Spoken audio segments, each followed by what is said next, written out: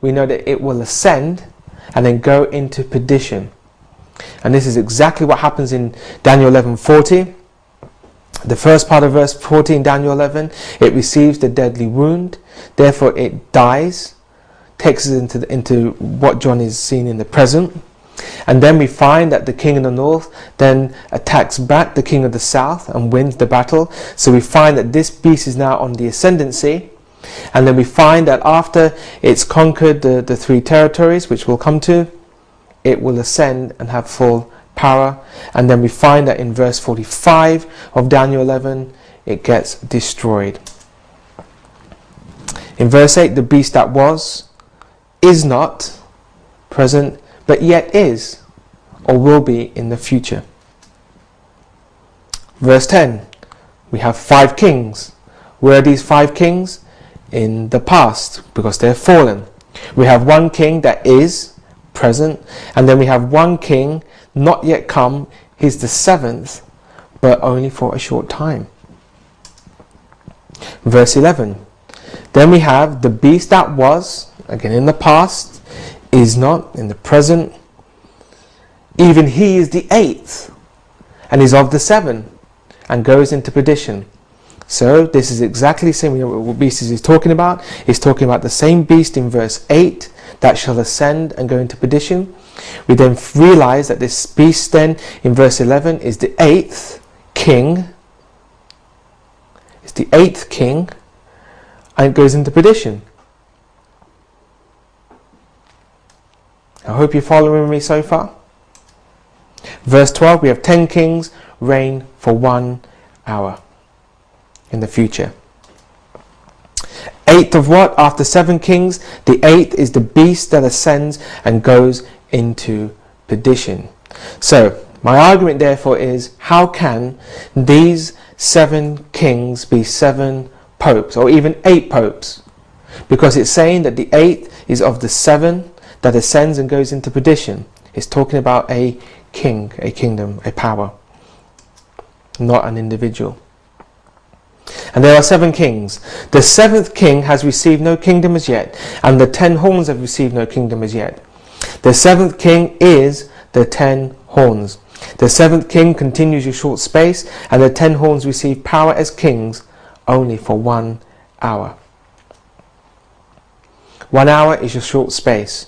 And the 10 horns which thou sawest are 10 kings, which have received no kingdom as yet, but receive power as kings 1 hour with the beast. Remember that this woman, okay, sits on the heads and is controlling the heads.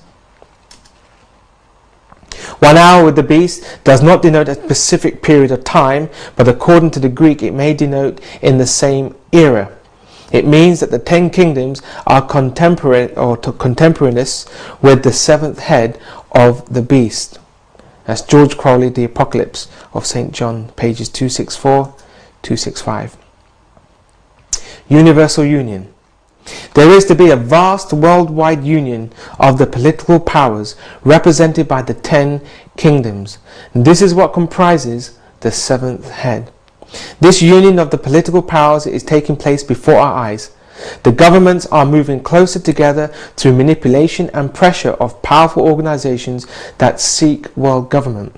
They are being aided and abetted by the powers of the occult as predicted by John the Revelator. Incidentally, we find here a map of the world divided into 10 regions. We find this in the book by Gary Carr called En Route to Global Occupation. And he believes that the United Nations have brought this map together and divided the whole world into 10 regions. And we have 10 kings. I'm not necessarily saying this is correct. I'm not saying that this is the map that the world will be divided into. But it is of interest to note that in this book, and this man supposed to be an insider to United Nations events, is saying that they have already made plans to divide the world into 10 territories. And there are 7 kings. 5 have fallen. Babylon, Medo Persia, Greece, Pagan Rome, Papal Rome. The one is the United States of America, started in 1776. And one yet to come, the 10 kings, and the beast that was and is not, even he is the 8th, and is of the 7, and goeth into perdition. Verse 11. And there are 7 kings, and the beast that was and is not, even he is the 8th, and is of the 7, and goeth into perdition.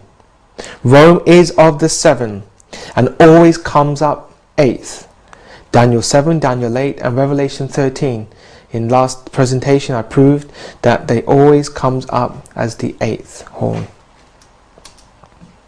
The 8th king is the papacy, whose deadly wound is healed. Again, let's test this. Does this line up with Revelation 13?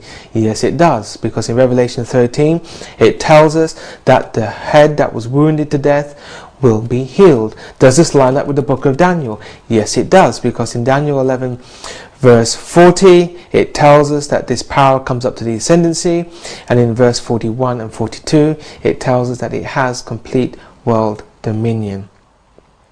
It is of the 7 previous kingdoms, for it is number 5. It is the kingdom that prophetically received the deadly wound with Revelation 13. Rome is 8th. Rome is of the 7 and always comes up 8th. 8 symbolizes resurrection. On the 8th day Christ was resurrected. 8 people went from the old to the new world on the ark. In the 8th millennium the earth is made new. Men are to be circumcised on the 8th day, representing baptism. And the papacy is resurrected when its deadly wound is healed.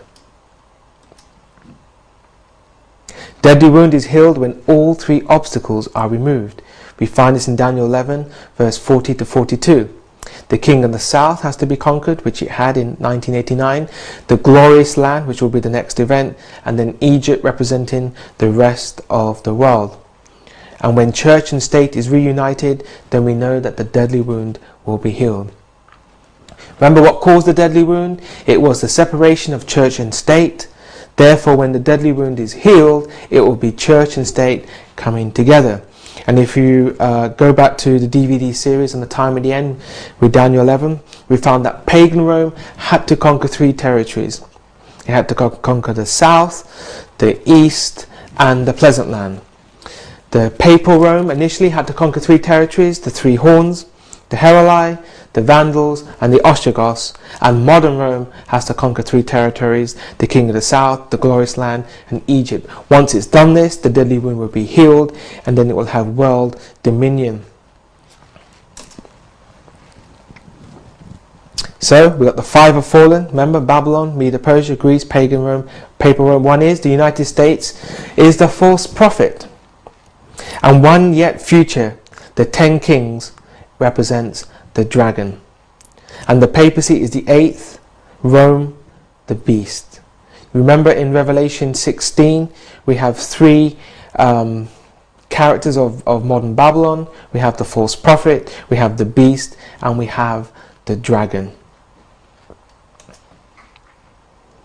Okay, now some have this idea that the 6th head, or the one that is, represents France and not United States of America. And the argument they portray is that it was France. France was powerful enough to conquer the papacy, therefore the 6th head should be France.